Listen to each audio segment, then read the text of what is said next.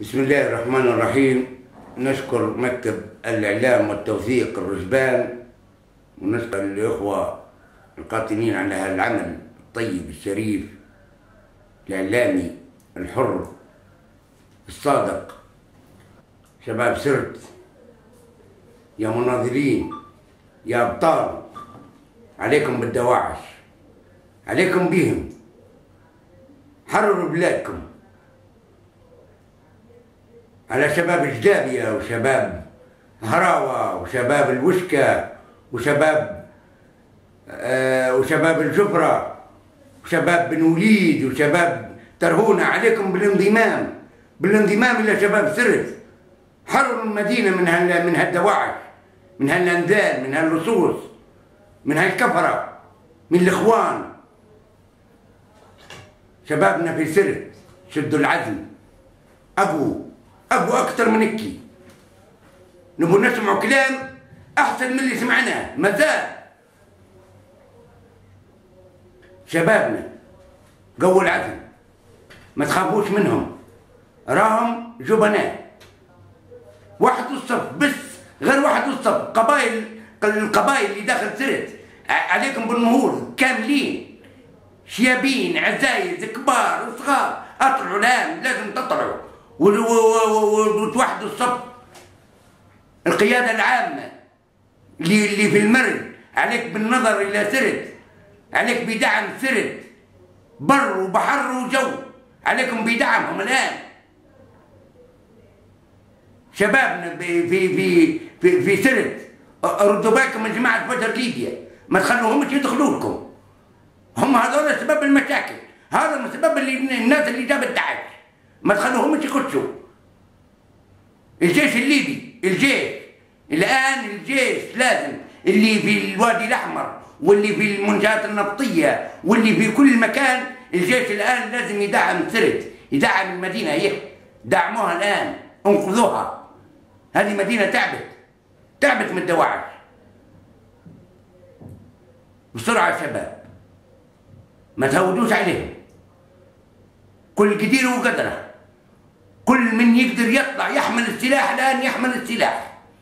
لهالناس هذه لابد، الرسول صمم، لازم تطهر البلاد من الإجرام. وراه الكلام اللي داروه متاع المحكمة والحاجات هذه كلها خطط ولعب باش يبوا يفتنوا بين الشعب الليبي. راهم يبوا يفتنوا. حتى المحكمة هذه اللي داروها وحكموا على الناس بالإعدام راهم همش تابعيننا. وقلت لهم ديروا المحاكم، ديروا واصدروا الأحكام وديروا المشانق، ديروا ونفذوا الإعدام، وجوكم تريث الشرف يا خيان. ديروا المحاكم، ديروا، وجوكم دواعش وين تبوا تطيروا. والجيش لازم من وراها تسيروا وتطهروا البلاد من الإجرام.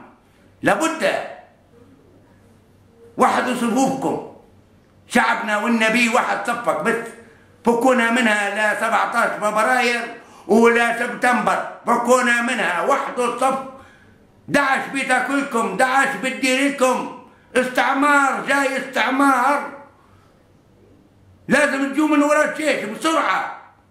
الله أكبر عليكم، الله أكبر، وإن شاء الله ربي ينصركم.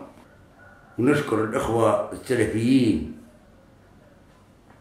بالذات السلفيين، الناس السلفيين، السلف الصالح. وينكم؟ شنو مازال تراجع؟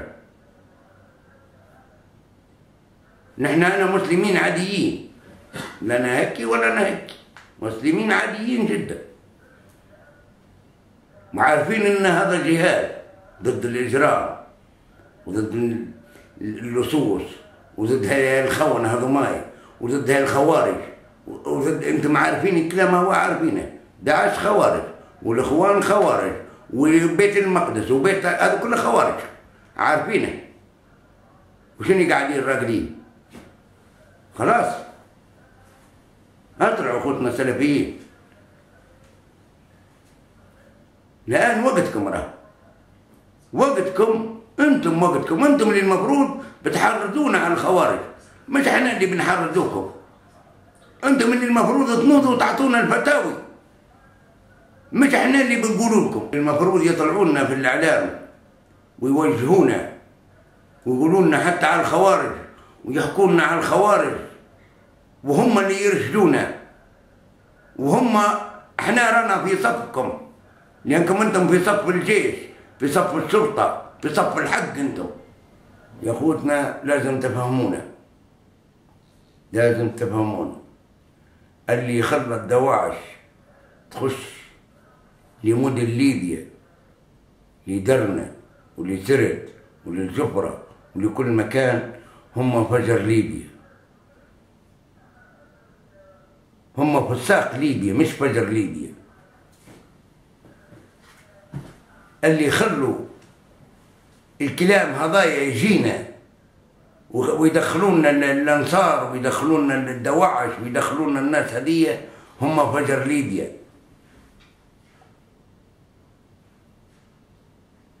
اللي دخلوا جميع اللصوص، جميع السراق، جميع المجرمين، جميع من وين هبوا ودبوا يجندونا في الناس من برا، هم فجر ليبيا. الفجر دخلنا جميع الهم، جميع الهم في البلاد دخله، بادي وامثاله.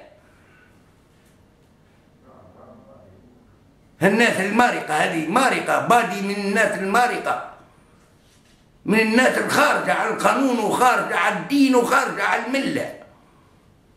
الرجل هو هذا سبب بلاء ليبيا، هو وابو سهمين وابو وجهين، هذا وابو كلهم، هذا ما كلهم. والله محاربتكم واجب علينا، والله ما موقرين ولا ذالين قدامكم باذن الله، ولا ما ننتصر عليكم، لان احنا اصحاب حق. ردوا بالكم يا اخوتنا في سرت، ردوا بالكم منها فجر ليبيا، ردوا بالكم منها، لازم تستيقظوا لها. خذوا الكلام الصحيح، كلام اللي ما فيش بصارة. هم سبب كل شيء، ومن اللي طرد الساعقة من سرت وهاجم الساعقة في سرت، كان مش فجر ليبيا وجماعة بادي، هم اللي دخلوا الشيء هو، ودخلوا الدواعش وقاعدين يدعموا في الدواعش الى هاللحظه، ويكذبوا يقولوا احنا رئاسه اركان وجيش وما جيش. كذابين، ما هم الجيش، هذول ميليشيات. الجيش واضح وصريح، الجيش عند ليبيا بس، ما عندهاش اي حاجه ثانيه.